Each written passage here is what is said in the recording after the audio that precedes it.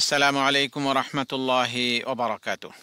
সুপ্রিয় শ্রোতা বন্ধুগণ, রমাদান বিষয়ক দৈনন্দিন প্রোগ্রামে আপনাদেরকে স্বাগত জানাচ্ছে হারামাইন শরীফাইনের ভাষা ও অনুবাদ বিভাগ। বন্ধুগণ, সম্প্রচারের শেষ পর্যন্ত আপনারা আমাদের সাথেই থাকবেন এই প্রত্যাশা ব্যক্ত করে আজকের অনুষ্ঠান শুরু করছি। বিসমিল্লাহ, আলহামদুলিল্লাহ, ওয়াসসালাতু ওয়াসসালামু আলা রাসূলিল্লাহ نبينا وحبيبنا محمد وعلى آله وصحبه ومن والاه، أما بعد، فقد قال الله تعالى في كلامه المجيد والفرقان الحميد: أعوذ بالله من الشيطان الرجيم، بسم الله الرحمن الرحيم. وإذا سألك عبادي عني فإني قريب أجيب دعوة الداعي إذا دعان فليستجيبوا لي وليؤمنوا بي لعلهم يرشدون. أحل لكم ليلة الصيام الرفث إلى نسائكم هن لباس لكم وأنتم لباس لهن علم الله أنكم كنتم تختانون أنفسكم فتاب عليكم وعفى عنكم فالآن باشروهن وابتغوا ما كتب الله لكم وكلوا واشربوا حتى يتبين لكم الخيط الأبيض من الخيط الأسود من الفجر ثم أتموا الصيام إلى الليل ولا تباشروهن وأنتم عاكفون في المساجد تلك حدود الله فلا تقربوها كذلك يبين الله آياته للناس لعلهم يتقون. সম্মানিত শ্রোতামণ্ডলী, আজ আমাদের আলোচনার নির্ধারিত বিষয় হলো সূরা আল বাকারার তিলাওয়াতকৃত 186 এবং 187 নম্বর আয়াতের তরজমা ও তাফসীর। প্রিয় বন্ধুগণ, শুরুতে আমরা প্রত্যেকটি আয়াতের তরজমা এবং তারপর সংক্ষিপ্ত তাফসীর ও প্রাসঙ্গিক আলোচনা পেশ করব ইনশাআল্লাহ তাআলা। আল্লাহ সুবহানাহু ওয়া তাআলা বলেন, ওয়াইদা সাআলাকা ইবাদি আন্নী ফাইন্নী করিব উজিবু দাওয়াতাদ দাঈ ইযা দাআন ফালিয়াস্তাজিবু লি ওয়ালিউমিনু বি লাআল্লাহুম ইয়ারশুদুন। আর আমার বান্দাগণ যখন আমার সম্পর্কে আপনাকে জিজ্ঞেস করে তখন বলে দিন, নিশ্চয়ই আমি অতি নিকটে রয়েছি। কোনো আহ্বানকারী যখন আমাকে আহ্বান করে তখন আমি তার আহ্বানে সাড়া দেই, সুতরাং তারাও যেন আমার আহ্বানে, আমার ডাকে সাড়া দেয় এবং আমার প্রতি ঈমান আনে, তাহলেই তারা সঠিক পথ প্রাপ্ত হবে। বন্ধুগণ, বরকতময় রমাদান মাসের বিধিবিধান ও মাসলা মাসাইল ইতিপূর্বে এবং পরে বিস্তারিত আলোচনা এসেছে। কোরআনের আয়াতগুলোতে যথেষ্ট হুকুম বর্ণনা করা হয়েছে। এর মাঝে এখানে দোয়ার কথা উল্লেখ করে একথা পরিষ্কার করে দেওয়া হয়েছে যে রমাদান মাসে দোয়ারও বড় ফজিলত রয়েছে। অতএব এই মাসে দোয়ার প্রতি খুব যত্ন নেওয়া উচিত। বিশেষ করে রোজা থাকা অবস্থায় দোয়া করা দরকার, কেননা রোজাদারের দোয়া আল্লাহ সুবহানাহু ওয়া তাআলা কবুল করেন। অবশ্য দোয়া কবুল হওয়ার জন্য অত্যাবশ্যক হলো সেই সব আদবসমূহ ও শর্তাবলী খেয়াল রাখা যা কোরআন ও হাদিসে বর্ণিত হয়েছে। আর এই শর্তাবলীগুলোর দুটি এখানে বর্ণিত হয়েছে: এক, আল্লাহর উপর সত্যিকারের ঈমান রাখা, আর দুই, তার আনুগত্য ও অনুসরণ করা। অনুরূপভাবে হাদিসসমূহে হারাম খাদ্য থেকে বেঁচে থাকতে এবং কাকুতি মিনতি করে দোয়া করতে বিশেষভাবে তাকিদ দেওয়া হয়েছে। বন্ধুগণ, পূর্ববর্তী আয়াতগুলোতে রমাদানের হুকুম আহকাম বর্ণনা করা হয়েছে। তারপর একটি সুদীর্ঘ আয়াতে সওম ও ইতিকাফের বিবরণ বর্ণিত হয়েছে।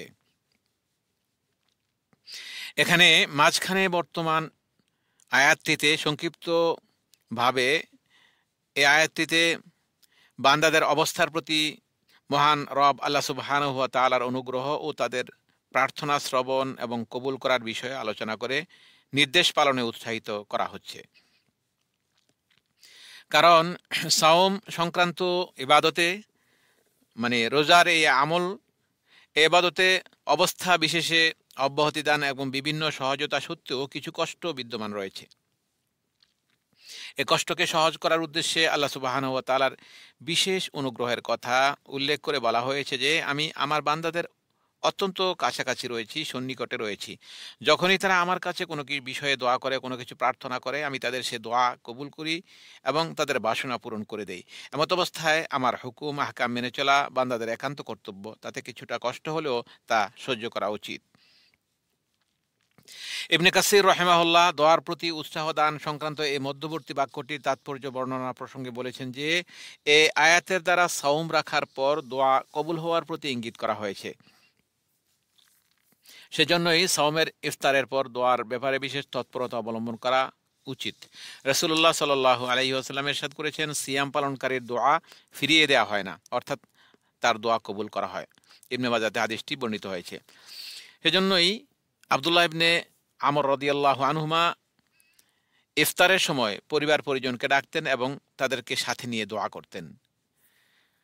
আল্লাহ সুবহানাহু ওয়া তাআলা এরপর বলেন, উহিল্লা লাকুম লাইলাতাস সিয়ামির রাফাথু ইলা নিসাইকুম হুন্না লিবাসুল লাকুম ওয়া আনতুম লিবাসুল লাহুন্না আলিমাল্লাহু আন্নাকুম কুনতুম তাখতানুনা আনফুসাকুম ফাতাবা আলাইকুম ওয়া আফা আনকুম ফালআনা বাশিরুহুন্না ওয়াবতাগু মা কাতাবাল্লাহু লাকুম ওয়া কুলু ওয়াশরাবু হাত্তা ইয়াতাবাyyana লাকুমুল খায়তুল আবয়াদু মিনাল খায়তিল আসওয়াদি মিনাল ফাজর সুম্মা আতিম্মুস الصيام إلى الليل ولا تباشروهن وأنتم عاكفون في المساجد تلك حدود الله فلا تقربوها كذلك يبين الله آياته للناس لعلهم يتقون। রমাদানের রাতে নিজে স্ত্রীদের সাথে, অর্থাৎ রোজাদার ব্যক্তি নিজে স্ত্রীদের সাথে মেলামেশা করা, এটা আল্লাহ রাব্বুল আলামিন এই আয়াতের মাধ্যমে বৈধ করেছেন। আল্লাহ বলছেন, রমাদানের রাতে নিজ স্ত্রীদের সাথে মেলামেশা করা তোমাদের জন্য বৈধ করা হয়েছে। তারা তোমাদের জন্য পরিচ্ছদ এবং তোমরা তাদের জন্য পরিচ্ছদ স্বরূপ। তোমরা নিজেদের ক্ষতি করছিলে, আল্লাহ তা জ্ঞাত আছেন। অতঃপর তিনি তোমাদের তওবা কবুল করেছেন এবং তোমাদেরকে ক্ষমা করে দিয়েছেন। অতএব এখন তোমরা তাদের সাথে মিলিত হও এবং আল্লাহ তোমাদের জন্য যা লিখে দিয়েছেন তা অনুসন্ধান করো। আর আহার করো ও পান করো যতক্ষণ না ফজরের সাদা রেখা কালো রেখা থেকে স্পষ্ট হয়। অতঃপর রাত পর্যন্ত সিয়াম পূর্ণ করো। আর তোমরা মসজিদে ইতিকাফ অবস্থায় স্ত্রীদের সাথে মিলিত হইও না, এটা আল্লাহর সীমারেখা, সুতরাং তোমরা তার নিকটবর্তী হইও না। এভাবেই আল্লাহ তার আয়াতসমূহ মানুষের জন্য স্পষ্ট করেন যাতে তারা তাকওয়া অবলম্বন করতে পারে। যে বিষয়টিকে এই আয়াত দ্বারা হালাল করা হয়েছে তা ইতিপূর্বে হারাম ছিল। বিভিন্ন হাদিসে উল্লেখিত রয়েছে যে প্রথম যখন রমাদানের সওম ফরজ করা হয়েছিল তখন ইফতারের পর থেকে শয্যা গ্রহণের ঘুমানোর পূর্ব পর্যন্ত খানাপিনা ও স্ত্রী সহবাসের অনুমতি ছিল। একবার ঘুমিয়ে পড়ার সাথে সাথে সব কিছুই হারাম হয়ে যেত। কোনো কোনো সাহাবী এ ব্যাপারে এ কারণে অসুবিধায় পড়েন। কায়েস আনসারী রাদিয়াল্লাহু তাআলা আনহু একবার সমগ্র দিন সাহাবী কঠোর পরিশ্রম করে ইফতারের সময় ঘরে এসে দেখেন ঘরে খাওয়ার মতো কিছুই নেই। স্ত্রী বললেন, একটু অপেক্ষা করুন, আমি কোথাও থেকে কিছু সংগ্রহ করে আনার চেষ্টা করছি। কিছুক্ষণ পরে স্ত্রী যখন খানা পিনা বা কিছু খাদ্য সংগ্রহ করে ফিরে এলেন তখন সারাদিনের পরিশ্রমের ক্লান্তিতে তিনি ঘুমিয়ে পড়েন। অর্থাৎ ওই সাহাবী যেহেতু ক্লান্ত পরিশ্রান্ত ছিলেন তিনি ঘুমিয়ে পড়লেন। ইফতারের পর ঘুমিয়ে পড়ার দরুন খানাপিনা তার জন্য হারাম হয়ে যায়। ফলে পরদিন তিনি এই অবস্থাতেই না খেয়ে সওম পালন করেন।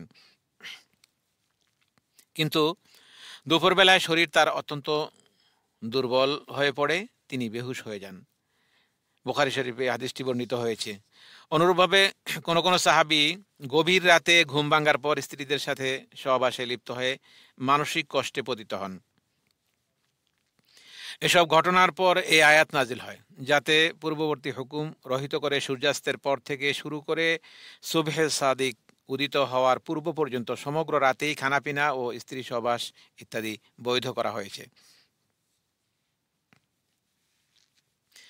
ঘুমাবার আগে কিংবা ঘুম থেকে ওঠার সাথে এর কোনো বাধ্যবাধকতাই আর অবশিষ্ট রাখা হয়নি। এমনকি হাদিস অনুযায়ী শেষ রাতে সেহরি খাওয়া সুন্নাত সাব্যস্ত করা হয়েছে, যেটি বিভিন্ন হাদিসে সহিহ হাদিস দ্বারা প্রমাণিত। সেহরি গ্রহণ করা সুন্নাহ। এই আয়াতে রাতের অন্ধকারকে কালো রেখা এবং ভোরের আলো ফোটাকে সাদা রেখার সাথে তুলনা করে সওমের শুরু এবং খানাপিনা হারাম হওয়ার সঠিক সময়টি বুঝিয়ে দেওয়া হয়েছে।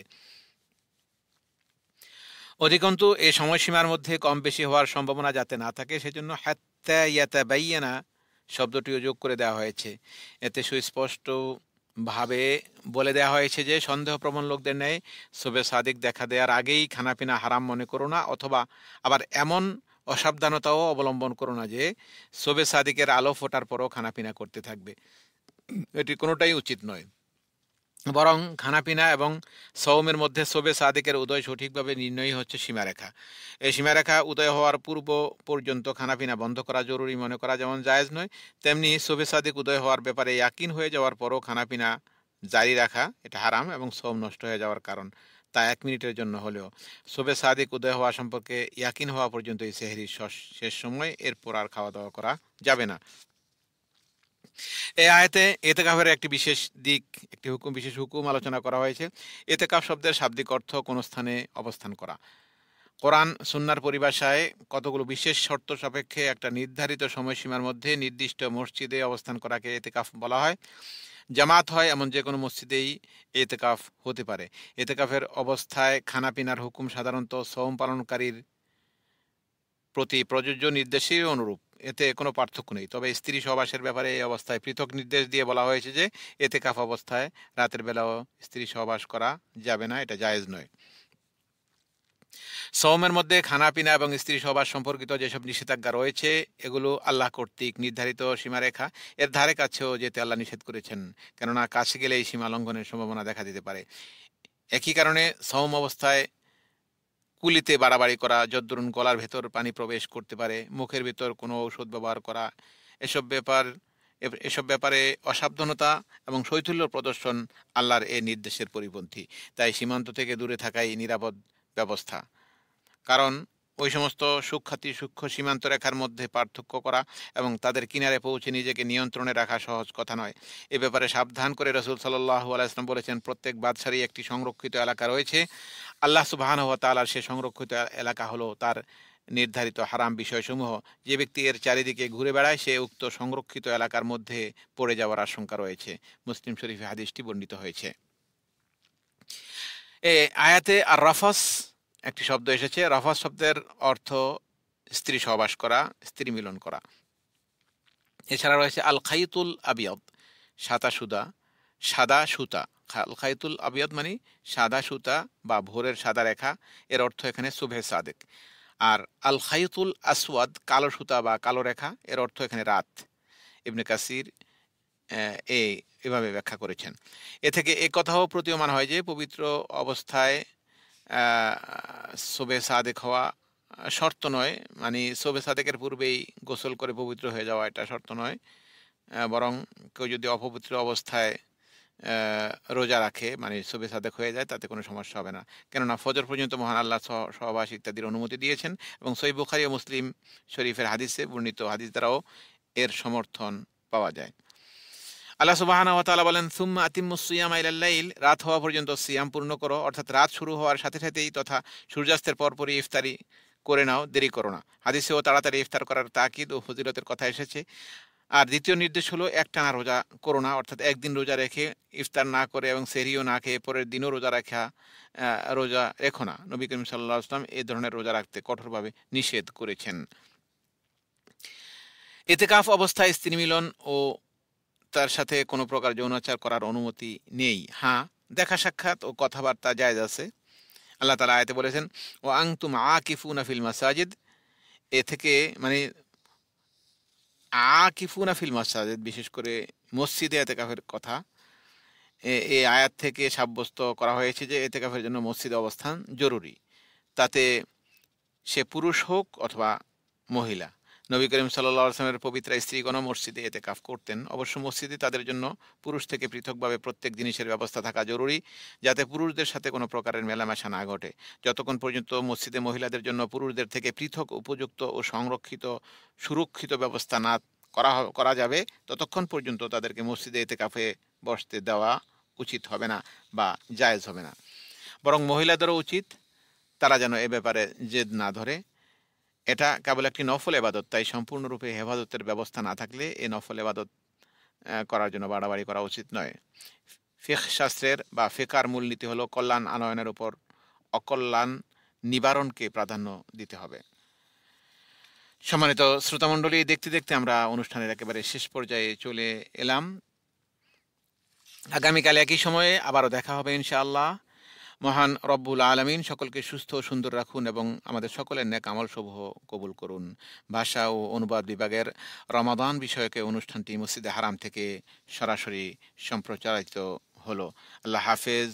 ওয়া আখিরু দাওয়ানা আনিল হামদুলিল্লাহি রাব্বিল আলামিন। ওয়াসসালামু আলাইকুম ওয়া রাহমাতুল্লাহি ওয়া বারাকাতুহু।